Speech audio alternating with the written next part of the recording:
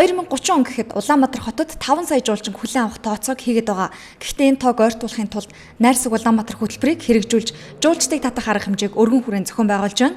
Үүний нэг нь маргааш эхлэх Даншиг наадам хүрээ цам юм.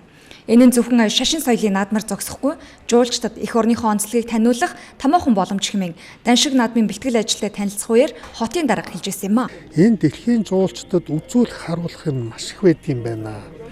Энийг үзүүлж харуулдаггүй юм байна, чаддаггүй юм байна, тийм ээ. Ердөө л ганцхан наадамтай. Тэгэл 7 сарын 11-ний тэр наадам дээр ирэх гिचэл бүх жуулчдад одоо суудлаа булаацалтж чадсан нэрээр тэгэл чадаагүй нь орхигдол. Ерөөсөө тэгэл одоо Монголд бол аялал жуулчлалт бол ямар дохио байдгүй гэхээр ерөөсөө наадам гэдэгт нь очивол Монголд очих нь очихгүй тэгэл Монголд очих хэрэггүй гэдэг ингээд. Наадмын үеэр жуулчдад зориулсан арга хэмжээч багхгүй бий. Маргааш хүү 7 удаагийн арга хэмжээ л гэхэд өглөө 9 цагаас аялал жуулчлалын үзэсгэлэнгээр эхэлнэ. Харин 11 цагаас хүү 7 худагт Даншиг наадмын хүрээ цамын нээлттэй ажиллагаа болно. Энэ удаагийн хүрээ цамд нийслэлийн 50 хэд мөн бүх орон нутгийн лам хутагт ирэх юм а. Тэд хамгийн дээд засал болох хүрээ цамын ёсыг үлдэнэ. За цам гэдэг бол хамгийн дээд засал. Ер нь бол тэгээд гол одоо сахиусан юу байдгийг юм гэхээр одоо чойжоо голдог. Тэгэхээр чойжлын дөгжүүд нэргээд 29 болгонд байдаг. Тэгэхээр энэ бол их том балин тахил хийдэг 5 удаагийн хурал байдаг. Одоо ч хурж байна гандандар.